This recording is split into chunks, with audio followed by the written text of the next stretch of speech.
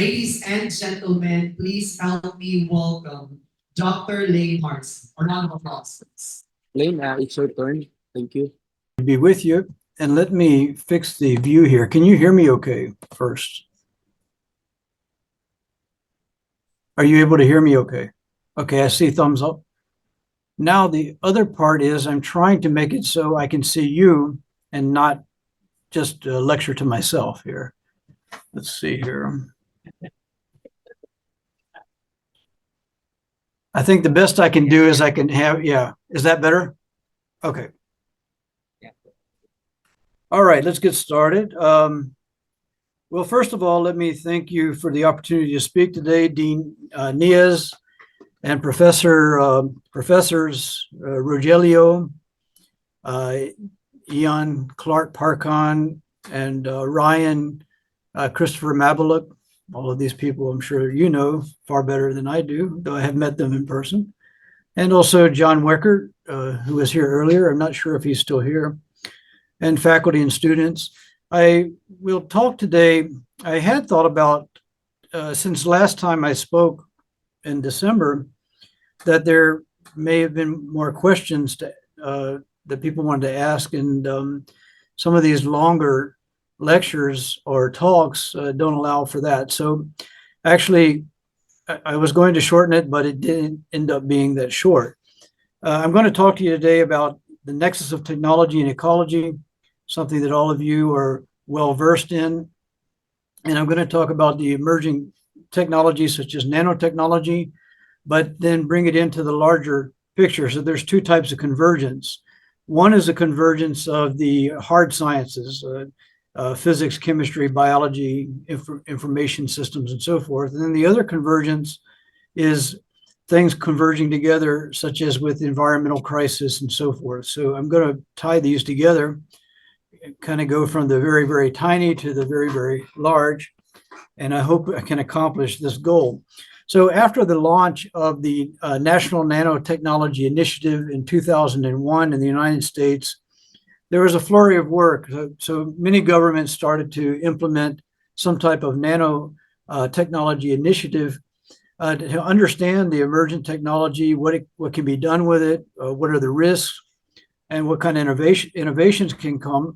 Now, before that, about 25 years, there was the Asilomar Conference on Biotechnology, particularly about the precautionary principle. It happened there at the Pacific Grove in Monterrey, California, a very beautiful place. I've been there. Scientists and thinkers, others from all over the world, or all over the place, met there. And I want this Asilomar conference to be in the background for what I talk about tonight. So what's important compared to Asilomar is that the National Nanotechnology Initiative is far bigger.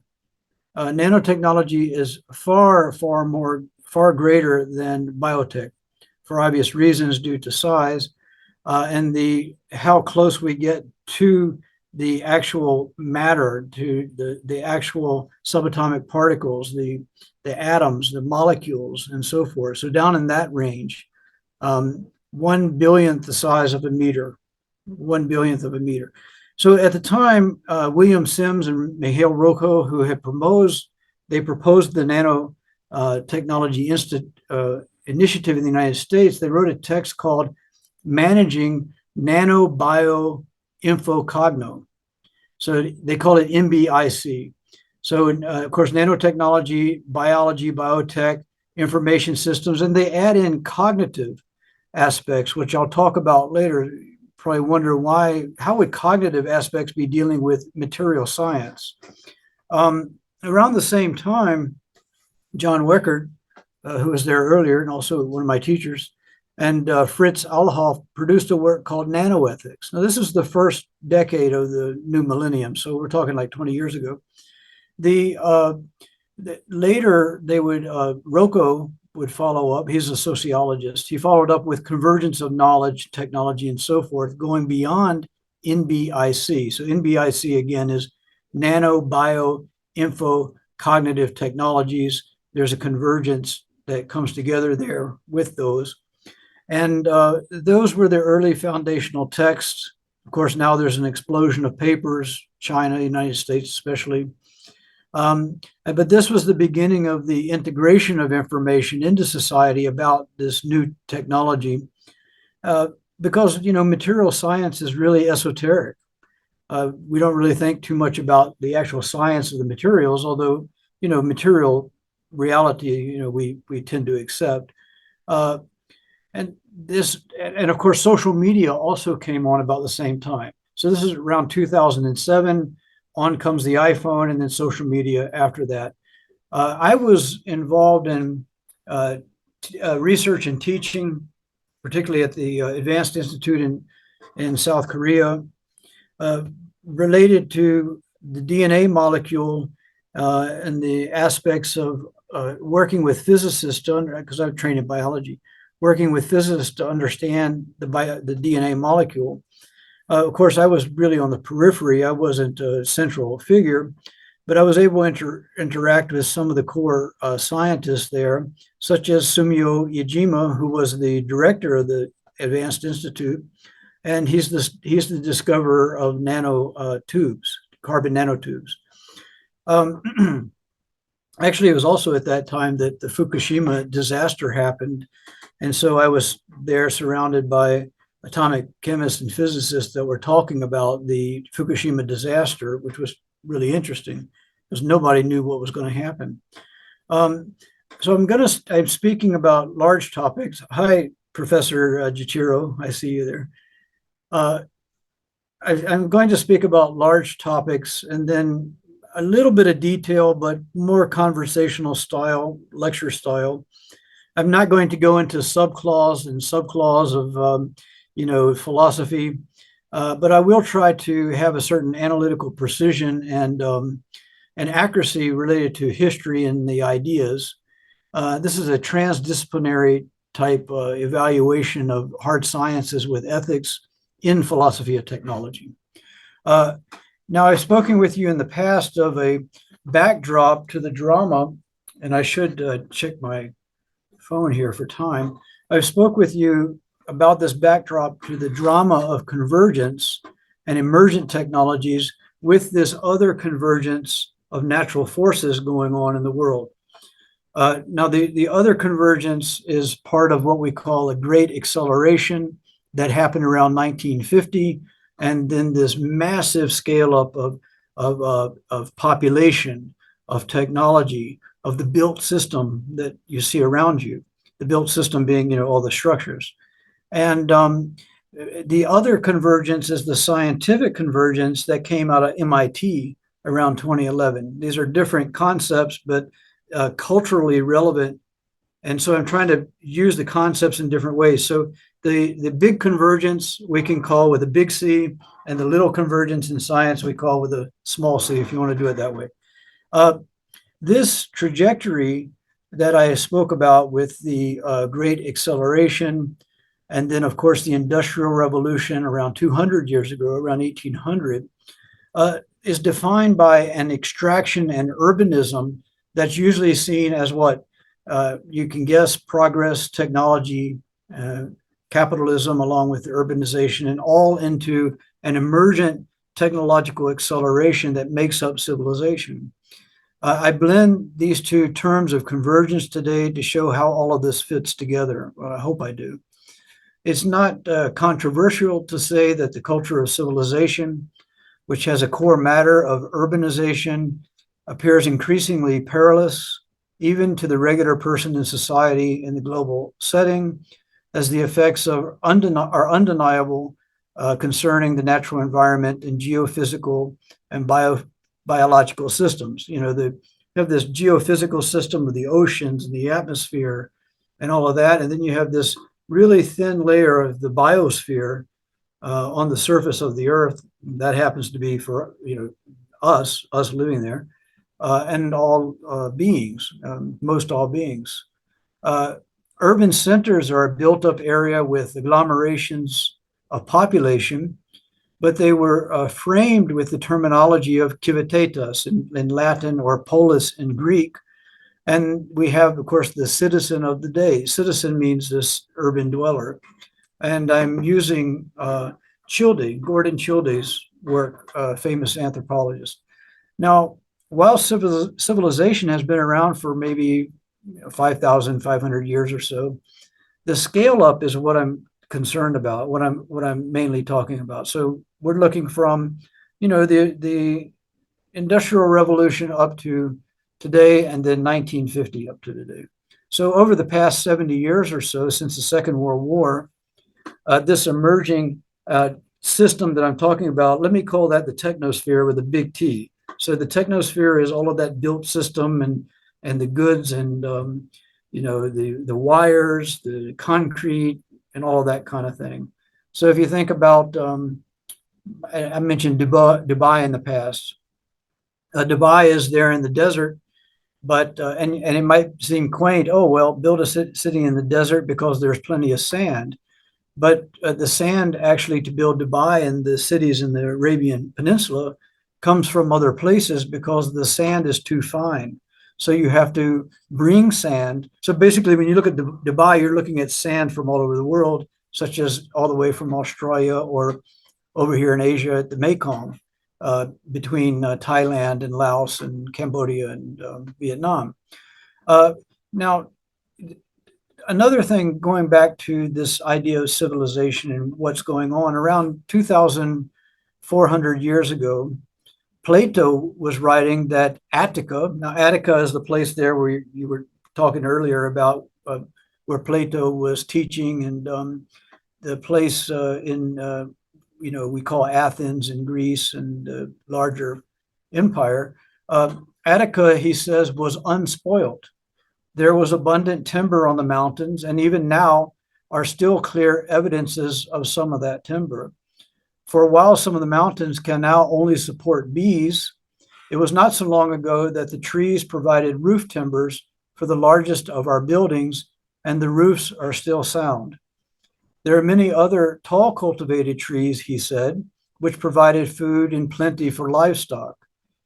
He was dismissed by scholars because Plato was writing something like about the distant past, so like the beginning of the Holocene, because the modern scholars say that Plato couldn't have known about the Holocene. Well, I think that this was, of course, a serious error, because certainly Plato knew about deforestation and the cedars and so forth that I've talked about in Mesopotamia, or up north of Mesopotamia, and then the oak savanna down in Mesopotamia and south. For these new conditions that I'm talking about, it's quite hard to miss such massive development, such massive building, I guess you should say. So that's why I call this thing the technosphere. Lewis Mumford called it the mega machine. And now what's happening is this kind of multiplex of technology is becoming much more subtle into this nanotechnology with very, very tiny manipulation of matter. And then, of course, you have AI, you have robotics, and so on. It's about to get quite weird in the real world. Now, let's explore the nexus of technology and ecology. So now that I've brought these two major concepts up, within convergence, I want to see where the human being fits along with other species. Remember, there are other beings living here with us, and necessary human adaptation, drawing from that particular theme in the past from another lecture where I called it, where the past lecture was called Coming to Terms with Civilization. A discussion of nanotechnology would entail some practical aspects, like the core matter is to consider an inquiry into how the next physical, virtual, cognitive structure of society will be built by the greatest convergence technology known so far in nanotechnology, which, as you know, as I mentioned, is very, very subtle, 1/1000th of a meter. And it can, we think that there can be atomically precise nano manufacturing.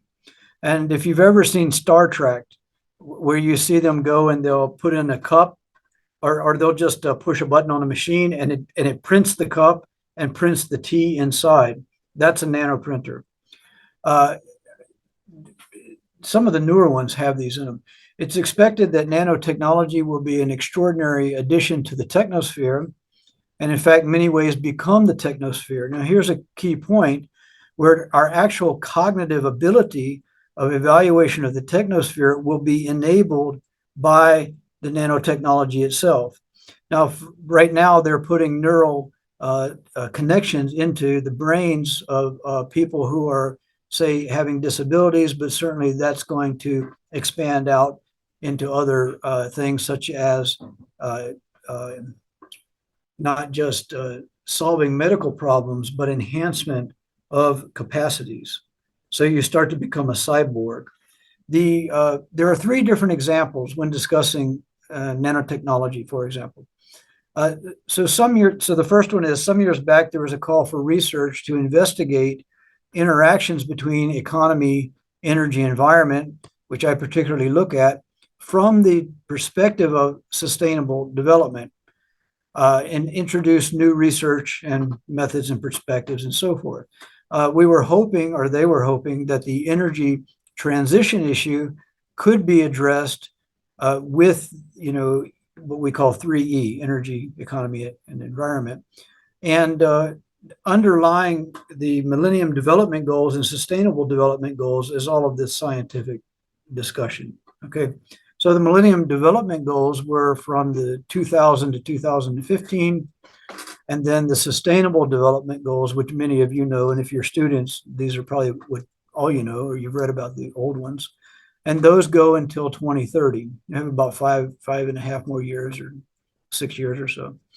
Okay, so the 5 points: environmental pollution control, energy storage, transportation, and risk assessment, environmental issues and sustainable development, energy conservation and emissions reduction, and circular economy and cleaner production. Those are what we call 3E, basically. Now, the second example is from philosophy. Around the time of Rocco and Michael and Weckert writing those books and papers, there was a practical paper published in PLOS Medicine, PLOS Medicine. So in 2006, a group of philosophers published a paper on nanotechnology applications for the benefits of most of humanity. Now, probably about half of humanity live in dire straits, meaning it's not just paycheck to paycheck, it's deprivation of some type of aspect in life, not just lack of money, but lack of food, or not knowing where your next meal is coming from, that kind of deprivation. Then probably another, I don't know, what, 40% are, not doing very well.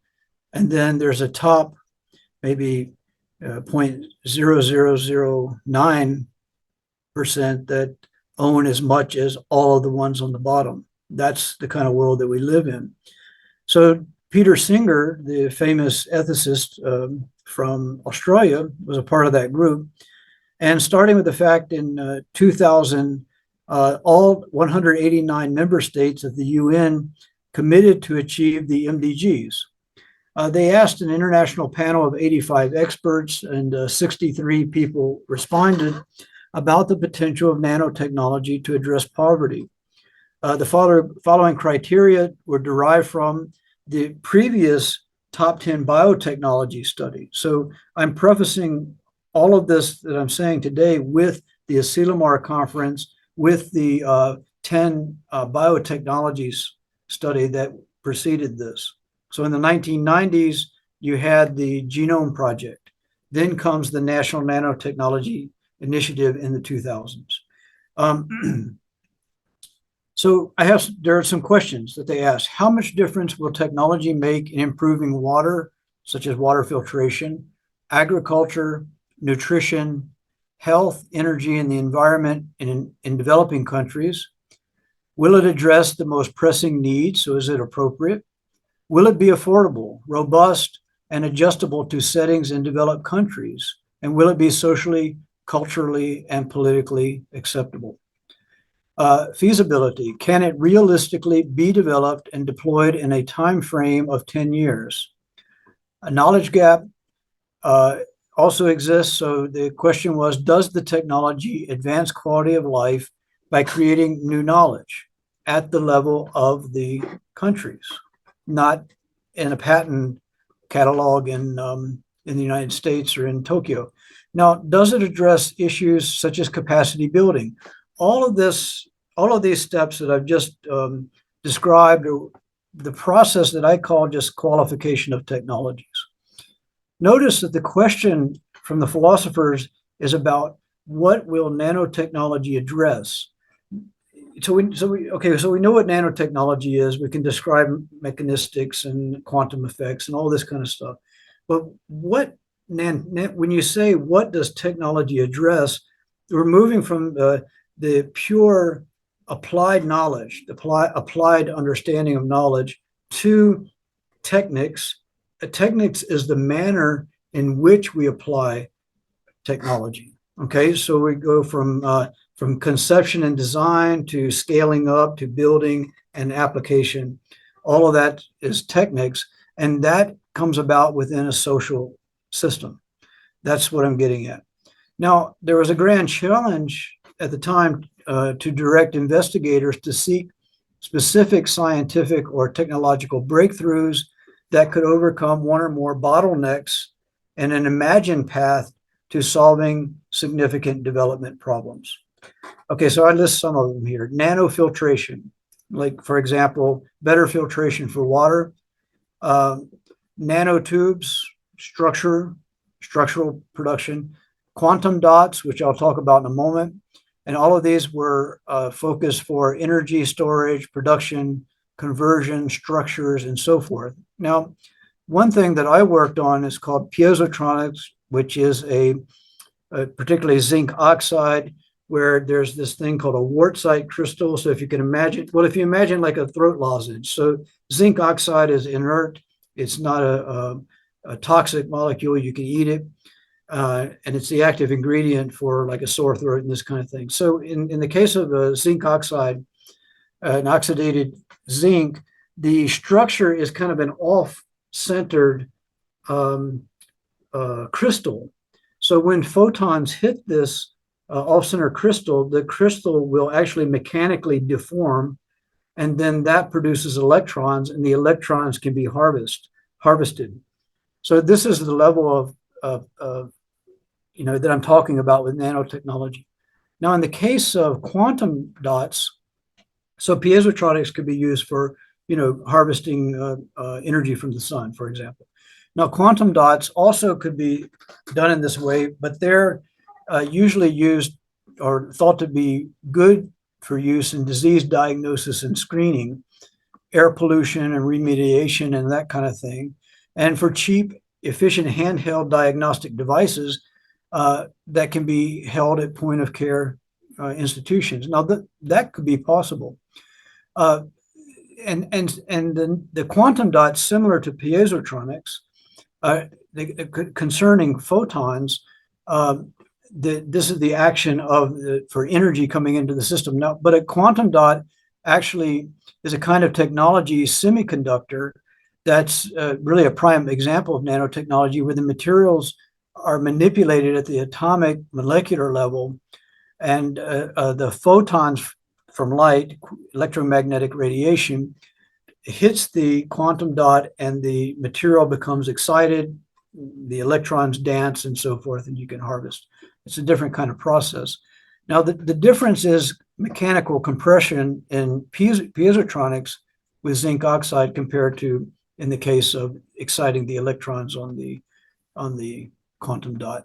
Now, quantum dots are a bit more toxic. So I just have a couple things here. I mean, there's a whole list of them, but lead-based and cadmium-based quantum dots are quite toxic, right? Those are heavy metals, lead and cadmium. So something like lead sulfide, PBS, lead selenide, PBSE, cadmium selenide, and so forth. These are pretty much supposed to be phased out due to toxicity. And there's indium phosphide that might be possible to be used later. But the quantum dot is something that you'll hear about because the Nobel Prize in Chemistry last year was awarded. And CNN ran a story that focused on, quote, to discover and develop quantum dots for LED lights and TV screens. So this is why you see today, like these big companies, you'll see like a TV that's just really crisp and clear. They're coming along with this technology like that. So you can buy a TV maybe the size of your wall, and it's even sharper than your eyes can see. Now, also, this could be used for cancer surgery, which would be very good. The general idea at the time of the 2006 paper with Singer and et al. Was unleashing entrepreneurship and making business work for the poor, and nanotechnology was cited as ready for innovation. Now, this immediately was responded to with incredulity as pro-poor rhetoric or deception. We'll find out in a moment if any of that technology actually was used. We might be concerned about entrepreneurs in big business, anytime you hear the term, which is a culture likely to want to make products for markets in rich countries, hence the TV I was talking about. For example, Big Pharma will want to make more money on patents from Congress than they actually make more money on patents from Congress than the entire Medicare budget in the United States. And a CEO for a drug company said outright when selling medications to India that he wanted to sell medication to people that can pay, basically to rich people, rich countries. In a 2006 study, going back to the 2006 study, the authors found, this is them quoting them, nanotechnology could be harnessed to address some of the world's most critical developmental problems. However, to our knowledge, there has been no systematic prioritization of applications of nanotechnology targeted to these challenges faced by the 5 billion people living in the developed world. It's a significant comment, I think. And this was made right during the time with all of the hype about nanotechnology. Now, in my work, I periodically follow up on the various aspects that these scientists and philosophers were requesting, are talking about. And I recently looked around, and still there's no widespread applications that have made it, that have brought this technology where it needs to be located. You can buy a massive TV, though, for maybe $20,000 and watch the game. Now, I haven't seen any of this in the villages either, none of this technology. My assertion is that a situation as this already could have been foreseen had not there been a myth of technology and progress acting as a blinder. So the hype, I think, was a deception, a lot of deception, but of course, young people go along with hype. I'm not saying they're involved in deception. They're being misled. Now, the third example, considering material world, is other solutions. I'm moving away from nanotechnology, although that there may be some solutions there. So rematerialization, as I've talked before, and there's a novel that I've mentioned that it's called Waste Tide. So it's set in like, I don't know, maybe 2100, 80 years from now, 75 years from now. And it's in the area of the Pearl River Delta in China, which today has about 40 million people. But in this novel, maybe there's 100 million people. But anyway, during that time, it's a time where they've developed these prosthetics, these technologies that they actually weave into your muscles and into your bones. So your arms are stronger, your legs are stronger. You have eyes that it would be almost like going to, I don't know, whatever the big department store is there, and selecting an eye that you can put in and use it for a while. But those things are thrown away because you have to have another eye. A lot of students will wear these like blue or green or yellow, these eye covers. What are they called? Contacts. Well, can you imagine just inserting a new eye? This is the particular waste type. But in the novel, what they're doing is they're mining this material that's already been produced within civilization. what I'm arguing is it's not a bad idea, right? So instead of the fancy utopian dreams of nanotechnology that are pretty much sci-fi right now, we can see there's plenty of material around. Human beings have already produced 1,154 gigatons of material artifact, and there's plenty of know-how. That's far more than there's biological material. Human ingenuity will have to be directed in a way towards that is much better and what we already have available. And I've said before, retool, reuse, reconfigure. Now that program also could create income. So a more robust green New Deal, like a global Green New Deal, might be a good idea. And of course, nanotechnology, if we could develop some type of nano printer, that would be really good, because then we have to be able to cut that chain of extraction coming from the mines into the cities, basically. So if you have a nano printer and you can speak to it and say, I want a cup of Earl Grey tea, and it prints the cup and prints the tea for you, and it's as good as the real, well, okay, then we're in Star Trek. Now, any decoupling of that chain of extraction, though, is probably a pretty good idea. But let's talk about the real world. Now, when we talk about technology, or when we talk about conservation, it starts to get into this kind of dualistic black and white thinking. So I'm going to address some ideas of the challenge of balancing the need to protect biodiversity and natural ecosystems with the need to meet human needs. Population reduction. Now, to talk about this is always a contentious issue. And there, when you talk about reducing population, then there's going to be sometimes a charge of misanthropy. You hate humans, you want to reduce the population, so on. And this is often charged towards conservationists, to environmentalists. But the dilemma is not one of conservationists per se, it's an imposition of urbanists onto nature and society. Here's the case. So if you're going to kill off a lot of people for an environmentalist utopia, then I think that, if this is the supposition, right, then I think it's a great slander on the environmental movement. And there are other people talking about this too that aren't environmentalists. For example, I was talking with a dean at a university one time, and she said to me, this was during COVID, so I was actually traveling doing research during COVID. She said to me, we were standing on the top floor of a university, and she said, let people die of COVID-19 because we need something to eliminate the population crisis. And of course, maybe I went white from that, and she reiterated. She says, I mean it. I mean that we need to eliminate the population. That's a direct quote. That's not coming from the environmental movement. Clearly, population is a problem, and it has to be addressed as a primary issue. So what are we going to do with nearly 8 billion people? And we should reduce population. But it's acknowledged the fact that human population is putting great stress on the natural environment. There are ways forward that are not misanthropic, very easy.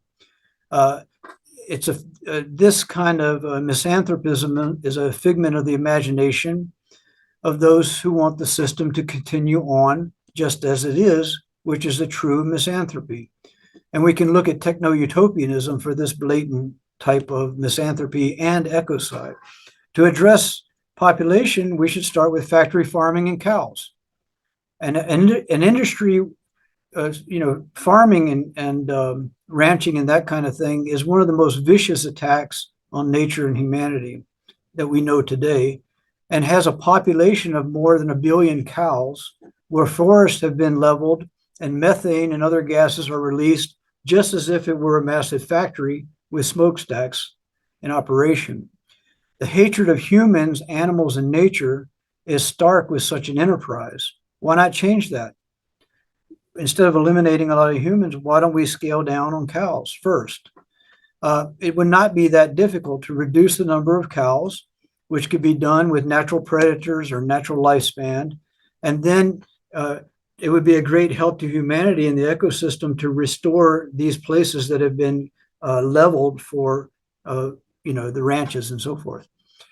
There's no need to get into that because it's an obvious solution to stop eating meat that's grown on these massive feedlot, areas that have cut down the rainforest. And for actual human population, there's another easy and expensive way to deal with the humans. Make sure all women and girls have access to full education and healthcare, and make sure they have opportunities to realize womanhood according to their instincts and cultures. To do so would be very small in the scheme of things. And there are even single individuals today who have enough money theoretically to meet that particular need without hardly even noticing that a few billion are gone that could do that. I don't need to talk any more about population. I think the arguments are obvious in that case. And to be sidelined with that is just going to allow the system to continue. The next I want to talk about is a democratic techniques. Now, taken together, the position that I've taken on the conservation of material would involve a democratic techniques with a strong conservation of nature and what I've called, as you've heard me many times, bioregionalism, rewilding, which could all reduce the Anthropocene, that time that we're in now with the great acceleration of the technology and society from 1950. And it's also particularly challenging to all forms of, gung-ho for technology and this kind of thing. I think it both necessary and presumptive that while those are not the same, necessary and presumptive, that technology will play a crucial role in the reorientation away from urbanism to bioregionalism, but not through techno-utopian fantasies, rather through a democratic techniques and bioregionalism. And also, rather than a virtual metaphysics of technology or technological dominance taking the place of the papal bull sealed with the leaden bulla, democratic techniques in the use of technology is far less destructive. It's not a religious project. Lewis Mumford is where these terms come from that I'm using in his 1964 paper entitled Authoritarian and Democratic Techniques. He wrote about this myth, and I'm quoting Mumford here. We are moved by obsessions and compulsions no less rational than those of earlier absolute systems. And then particularly that the system, there's a particular notion that the system itself must be expanded at whatever eventual cost to life. My comment on this is patently insane. It's a cognitive psychosis. Progress is a myth today, all referring to Mumford here, like the pharaohs of the pyramid age, he called it. And the servants of the system identify with its goods, with their own kind of well-being, affluence particularly, and a culture of industrial civilization that we have today, where the new, quote, deities cannot be confronted, still less deified. What I'm talking about here is if you say something critical about science or progress and the cultural immune system, capitalism, all of those, the cultural immune system makes sure that you suffer dearly or maybe not even survive. You'll lose your job. You won't be promoted. You know the whole deal. That's that particular system. You can't question the deities. The human compulsions that he talked about that dominate this authoritarian techniques of our own date back, he says, long before the wheel was invented. So the danger springs from the fact that Copernicus, Galileo, and Kepler established this reliance on the senses for information. Galileo and Kepler, those three were not too bad. I mean, it was challenging a particular system already in place, But then Francis Bacon came along with the Imperium of Man, and Descartes defined the new methods and objective of technics and physicality. And our great metaphysical transformations have been affected by a system that deliberately eliminates the whole human personality and experience, ignores the historic process, and overplays the role of the abstract intelligence, making control over physical nature necessary and ultimately control over man himself. Mumford goes on, the chief purpose of existence is that he calls that the chief purpose of existence. And I say that the imperium of man coming from Bacon is what eco-philosopher Derek Jensen calls human supremacy. He just kind of cuts to the chase. And Mumford called it the mega machine. Such a system of capitalism and progress and false democracy say nothing of the dangers of our unqualified acceptance of this system, which are abundantly clear to now. The dangers are abundantly clear. But as with the divine king, praise of the system is an act of self-worship, and particularly a vicious individualism that is fragmented rather than whole. You can praise it, which is fine. It's a form of self-idolatry, and it's manifested in a particular vicious individualism. And what I mean by fragmented is that this person is in the grip of an irrational compulsion to extend their means of control and expand the scope of their authority. We all want to now expand out into the solar system, for example. We want to go to Mars. This is called freedom today. So there's such an obsession with freedom. That's what freedom is today. But of course, the pretext is that we don't talk about life, which is foundational before freedom can even be considered. That's for every living being. Now, present day technics differs from that of the overtly brutal, half-baked authoritarian systems, quoting Mumford, of the past, to one has some favorable aspects to it. It has accepted some basic principles of democracy, which actually makes it dangerous too, that at least members of society should have some share in its goods and services, but they're allowed to survive, but not thrive and flourish. That may not be available. Given the amount of wealth today and the enabling technologies, just go to the pharmacist, for example, plenty of technology there. People should, my view is that people should have opportunities and real access to what they need to thrive and flourish. We should have access to not only what we need to survive, but we should have access to what we need for thriving and for flourishing. That's a whole different matter. To thrive and flourish is not considered mere abstraction. Unfortunately, this world that Mumford wrote about and that I dream of has not come about. When about 90 years ago, it almost did. There was massive uprising, labor, particularly in the United States. But there was there had to be some, the United States was going to go into a civil war, quite similar to what it's doing right now. But there was what Mumford called a magnificent bribe.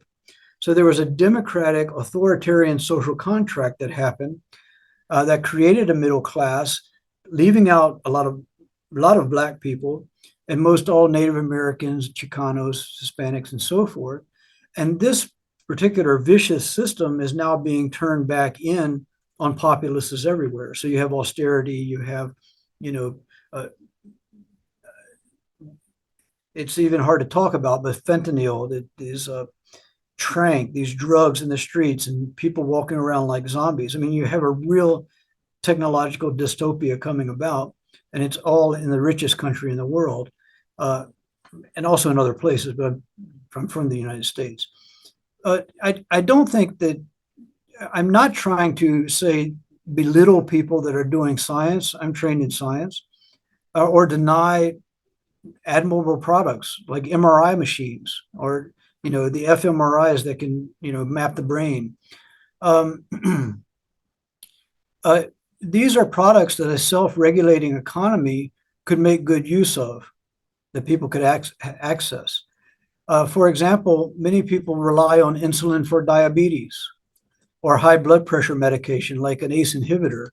Um, I haven't had to use these yet in life. I'm still somewhat young, but sooner or later I will.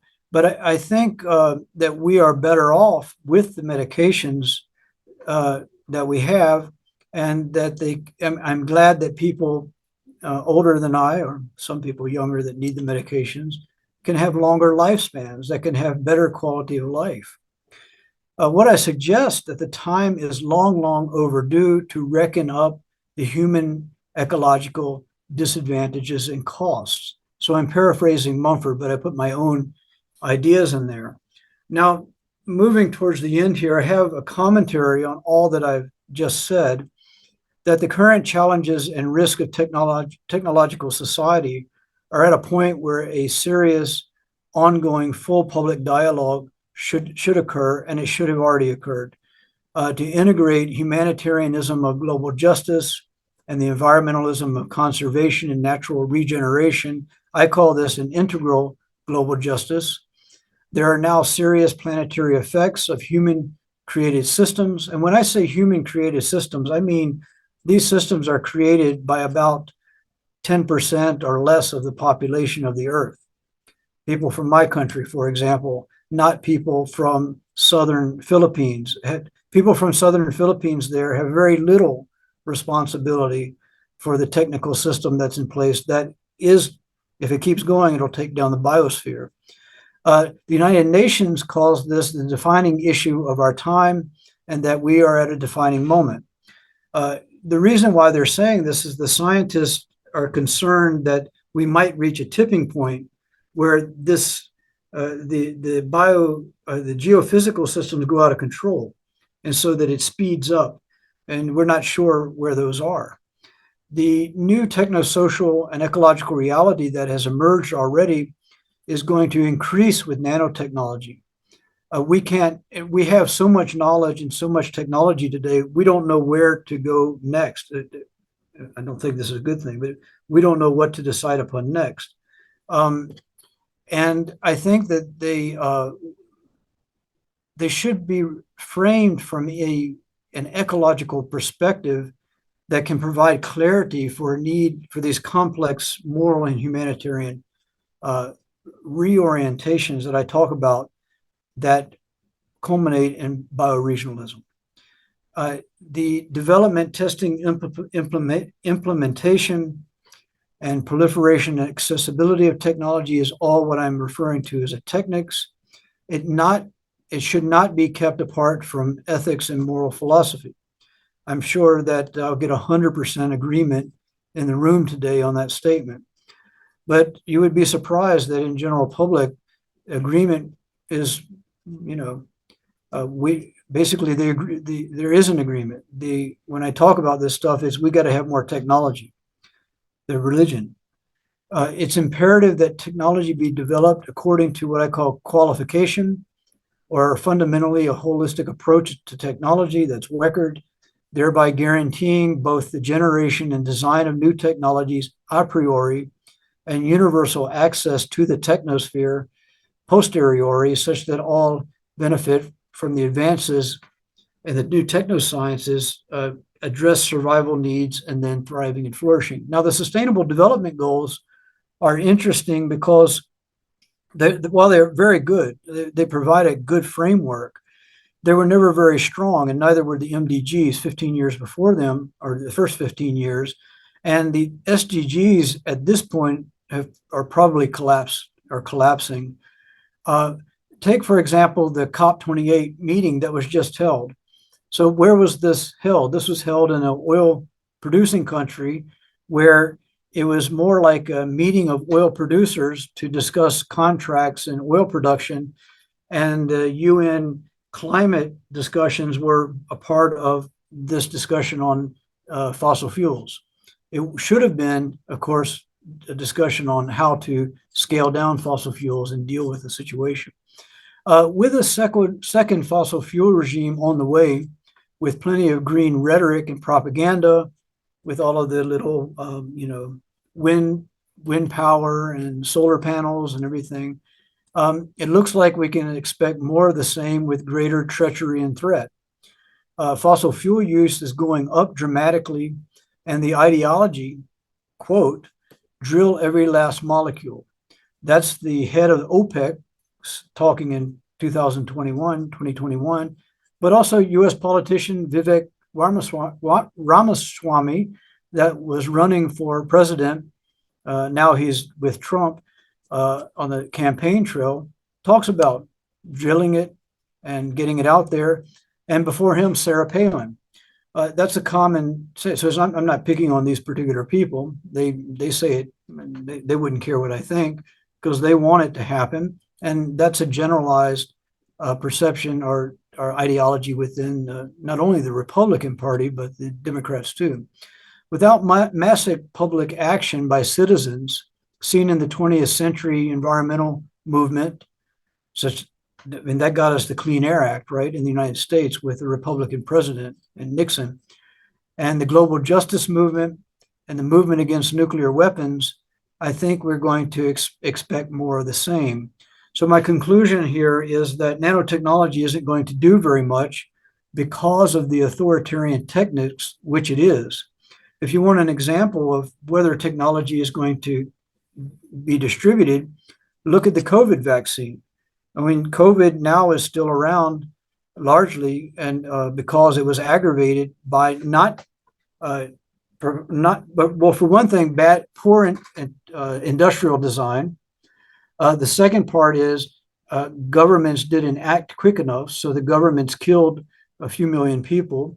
By the time then the lockdown came, then it was imposed on regular people rather than closing down, say, the airports and the shopping malls.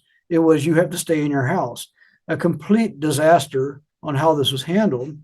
But then came the vaccines. I think within just a few weeks, the scientists had already identified the pathogen. We knew what it looked like. And of course, not only when we identify a pathogen, we know what all of those little proteins are, all those little, what they're like antennas, like lipoproteins on the structure. I mean, we knew all of that. And so we knew how to design a vaccine that could counter.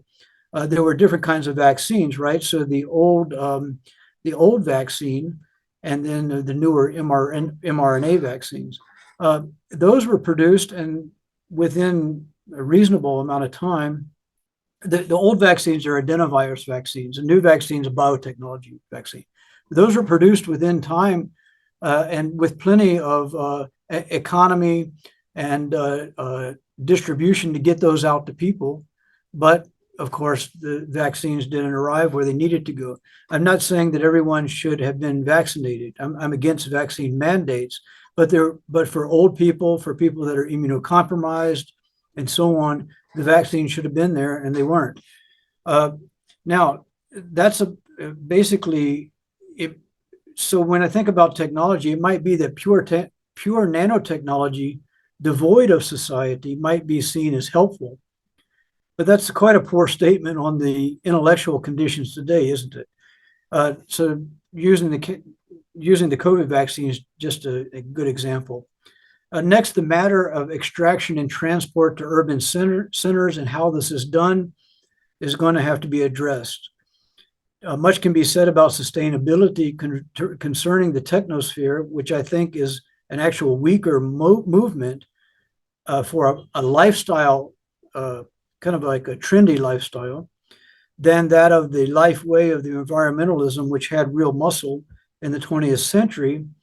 And we should be careful. I recommend people be careful with the new myth making as a distraction, as the environmentalists or people thinking that they're environmentalists are being co-opted into industrial capitalism as lobbyists for profit, lobbying for Congress and so forth on behalf of industrial capitalism to produce the new technologies that aren't going to be distributed. Now, it's my hope that we reorient ourselves away from civilization and into an ecological society through revillaging, such as urban villages and rural regeneration. I call it neobucolic regeneration, rewilding, rematerialization, urban mining, and maybe forms of nanotechnology, AI, and robotics. That all might be helpful. But taken together, these entries provide a glimpse into the ethical challenges and opportunities of the future. They call for a new way about the relationship between nature, ourselves, and each other. There can be a lot more said about this, but this idea for an integral global justice that emerges from these entries that I've given you today is one which I think that people could move to live more in harmony. I'll take some questions. That was, as I said, it ended up being a bit long, but if you have a couple of questions or something, let me know.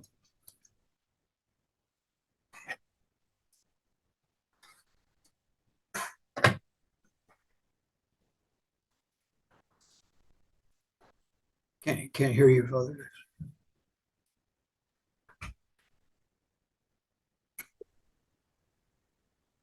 Any questions? I have one question, Layne, regarding the many things that you have said, because I had a difficulty talking about these things, most especially to the common people. I have a difficulty talking about these topics to the common people in your own way. Yeah, it'd be better. In Yeah, your own way. Yeah. How would you summarize somehow, or what would be better ways for us to tell them how to implement or how to act in a way that is proper to their being human, that is sustainable and ecologically sustainable? how? Okay, In so a sense, let me shorten. I can shorten it down, and let me see if I got it, because I'm having a little hard time hearing you. But your question is, what can we do to live more sustainably? Is that basically? Is there another part to that for us, for us, for you professors guys and specifically? yes, because for us professors and teachers, with all these things that we learn from you, there's always a possibility that we will share it with them. In what way or in what manner are we going to explain it to them that this should be the proper attitude to treat our environment? Well, I'm speaking to largely indigenous people here. So, first of all, uh, I don't think indigenous people have hardly any responsibility in all that I just described. So what I was describing, of course, was helping to understand, or at least try to find a way of orientation within the world and what's going on. I'm sure that some of my information is inaccurate or not quite clear, but that's just how it is. I try to take a lot of information and put it in there, and then I speak, and then others speak, and then we get a better idea of how the world looks. We don't really look the world right direct, right? It's not as clear as we think it is. Okay, so in the case of the indigenous movement, La Via Campesina, I've said that they are going to be the ones that save us. I actually mean that. I'm not just just speaking, spinning it out of my head or something. They will be the ones who save us. It's an indigenous farmers group, smallholders, worldwide, very active, militant, sometimes fighting, but mostly largely uh, peaceful regeneration of nature. They work at the political level. They understand all of the stuff that I'm talking about. In fact, I've gone to talk to them about molecular biology because they wanted to understand DNA and that kind of thing. So I think that one thing that is helpful for indigenous people is for them to be able to understand, like in the case when I was invited to talk about molecular biology. So they understand DNA, or they understand botany, for example, or medicine, or whatever it is that needs to be understood. And then, of course, try to work with scientists on rewilding. If a company comes in and cuts down trees, plant more trees, and just keep going with this system. I mean, where I live, nobody in the village, if you talk about cutting down a tree in the village here, people would be upset. But then down the road, a ways from here, they're going to put in one of these little, it was like a 7-Eleven or something. So they come in and they just mowed down the trees, carried them off, and it was done within like a few days. So you're constantly going to be struggling. And I don't see any way out of that at the moment. But grasslands and trees, agroforestry, agroecology, if you're, like for neo-bucolic, neo-rural regeneration, and then for cities, for your larger cities, like somewhere like Manilla, it's almost hopeless, but there can be some forms of urban villaging, revillaging, where the people form villages within the city that are democratically organized, and then they do urban gardening. And urban gardening was going to take over the urban system, and the pandemic came, and you can see the wildlife comes back into the city, urban gardens go out of control, and this kind of thing. So there's various ways to address this. We have the internet today. There's plenty of ways to communicate with people. I think that also critical thinking, helping people to bring out those critical faculties to understand, and not just look something up on the internet and, okay, that's what it is. Yeah. But for on the ground, what you're doing directly there, I don't know what kind of trees or agroforestry you're doing, so I can't really comment on that. Father Dexter, he will know.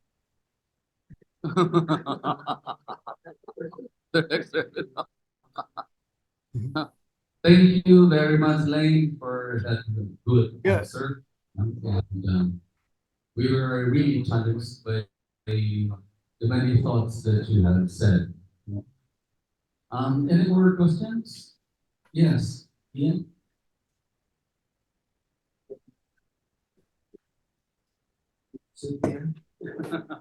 Layne, Hello, can you hear me? I got you. Okay. Thank you for a very extensive presentation. Thank you for a very extensive presentation. My concern always in environmental advocacy is the question on the effect on economy.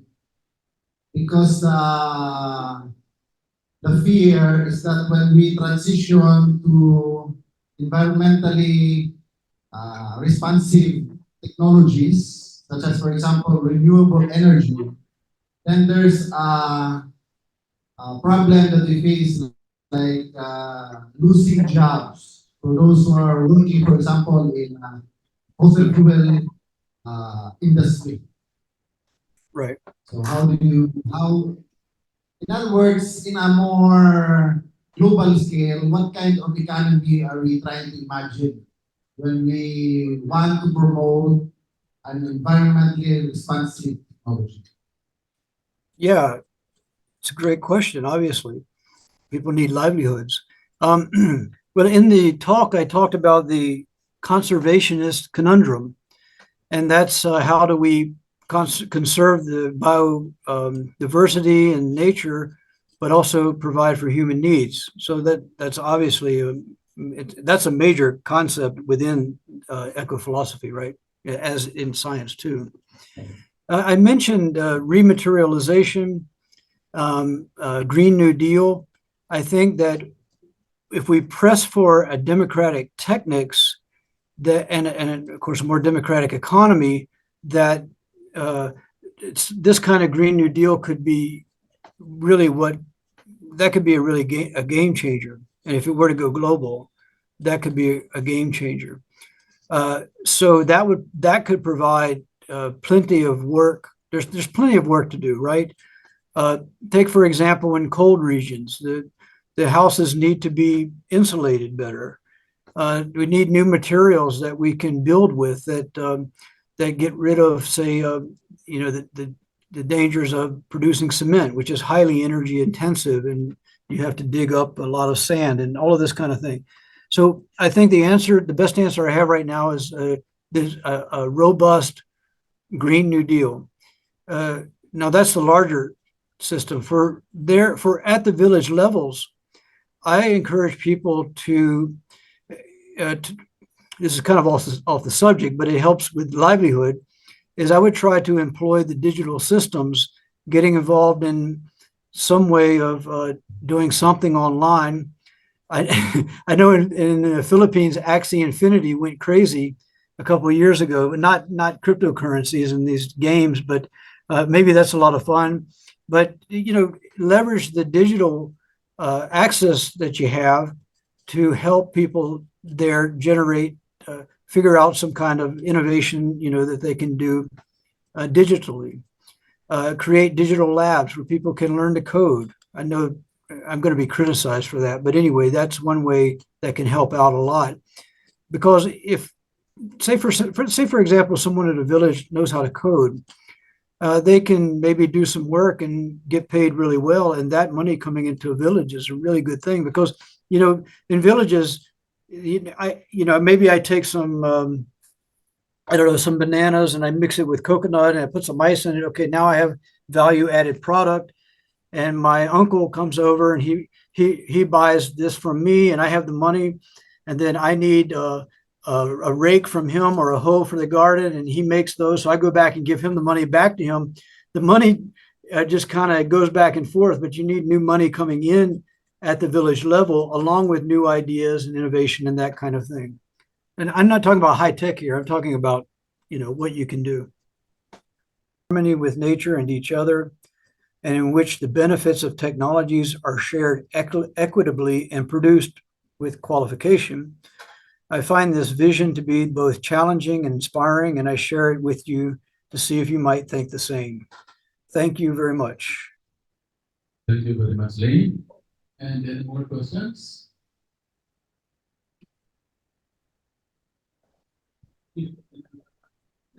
So we will now give Sir Roger will now give the certificate to Layne. Virtually. We'll give you your certificate virtually. You can send an NFT. Email. Yeah, you can send it through email. Okay. Social Ethics Society and Korea College Incorporated award the certificate of recognition to Dr. Layne Hartsell, plenary speaker, for sharing his knowledge and expertise as plenary speaker with the topic Emerging Technologies and Ecological Sustainability during the 14th CES Annual Conference and first CGJC CES International Conference held at the Havens Jew Resort, Sitio Balotacay, Barangay Manilla, Bansalan, Davao del Sur, on February 1 and 2, 2004.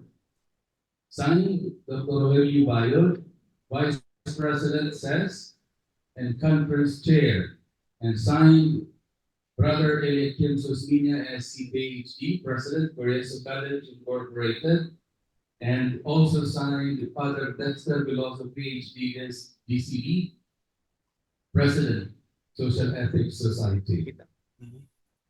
That's very nice. Very kind. Thank you. Very Thank you nice. very much. So thank you very much, Layne.